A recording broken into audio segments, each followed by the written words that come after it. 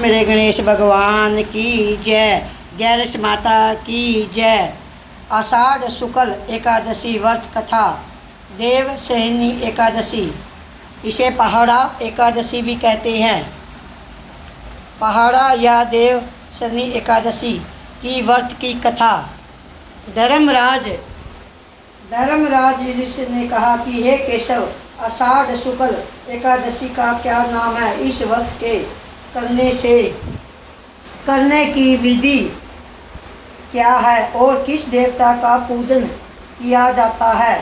श्री कृष्ण कहने लगे कि हे युधिष्ठिर, जिस कथा को ब्रह्मा जी ने नारद जी से कहा था वही मैं तुमसे भी कहता हूँ। एक समय नारद जी ब्रह्मा जी ने यही प्रश्न किया था। तब ब्रह्मा जी ने उत्तर दिया था कि नारद जी, तुमने कल युगी जीवों के उद्धार के लिए बहुत सी उत्तम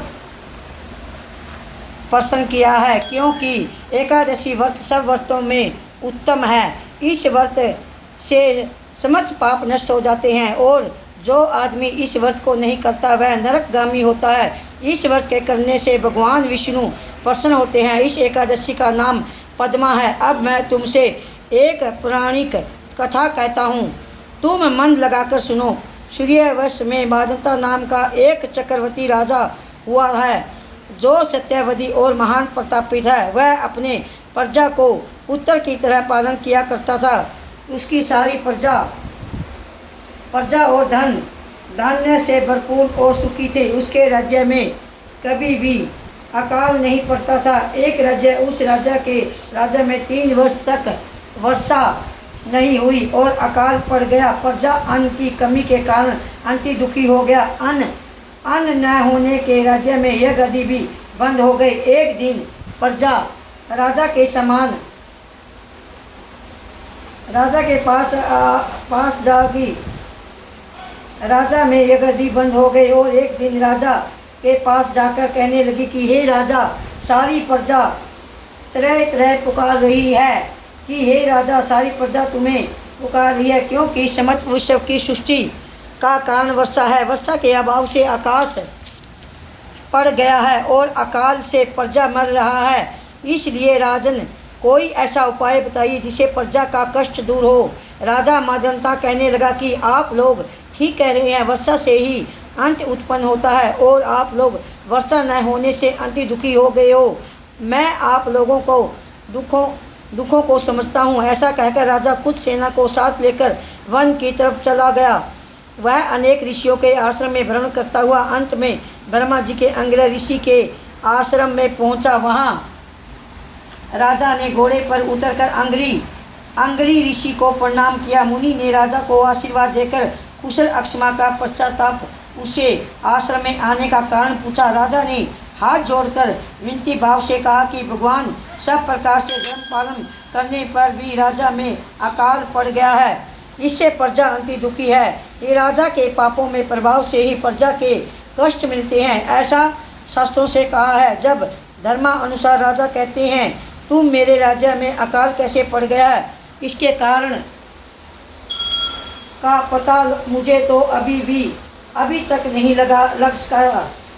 अब आप के पास इसी संदेह का निमित्त कराने के लिए आया हूँ। कृपा करके मेरे इस संदेह को दूर कीजिए, साथ ही प्रजा के कष्ट को दूर करने का कोई उपाय बताइए। इतनी बात सुनकर ऋषि कहने लगा कि हे राजन, यह सतयुगों में उत्तम है। इस धर्म के चारों चरणों में निम्नलिखित है, अर्थात इस युग में धर्म के सबसे अधिक उन्नति हो है। लोग ब्रह्मा की उपासना करते हैं और केवल ब्राह्मणों को ही वेद पढ़ने का अधिकार है। ब्राह्मणों की तपस्या करने का अधिकार रख सकता हूँ, परंतु आपके राज्य में वर्षा नहीं हो रही है। इसीलिए यदि आप प्रजा को भला चाहते हो तो इस शूद्र का वध कर दो। इस पर राजा कहने लगा कि हे महाराज, मैं तो नर अपराध तपस्या करने वाले शूद्र को किस तरह मार सकता हूँ? आप इस दोष से छुटाने का कोई उपाय बताइए। तब ऋषि ने कहने लगा कि हे राजन, यदि तुम अन्य उपाय जानना चाहते हो तो सुनो। आषाढ़ मास के शुक्ल पक्ष की पद्मा नाम का एकादशी का विधि पूर्वक व्रत करो। इस व्रत के प्रभाव से तुम्हारे राज्य में वर्षा होगी और प्रजा सुख प्राप्ति होगी, क्योंकि इस एकादशी का व्रत सब सिद्धियों में देने वाला है और समस्त उपायों का नाश करने वाला है। इस एकादशी के व्रत में तुम प्रजा सेवक तथा मंत्रियों सहित करो। मुनि के इस वचनों को सुनकर राजा अपने नगर को वापस आए और उसने विधि पूर्वक पद्मा एकादशी का व्रत किया। इस व्रत के प्रभाव से वर्षा हुई और राजा को सुख पहुंचा। अंत इस मास को एकादशी का व्रत सब मनुष्य को करना चाहिए। इस व्रत और इस लोक में भोग और परलोक में मुक्ति को देने वाला है। भोग और परलोक में मुक्ति को देने वाला है। इस कथा को पढ़ने और सुनने से मनुष्य के समस्त पाप नाश हो जाते हैं।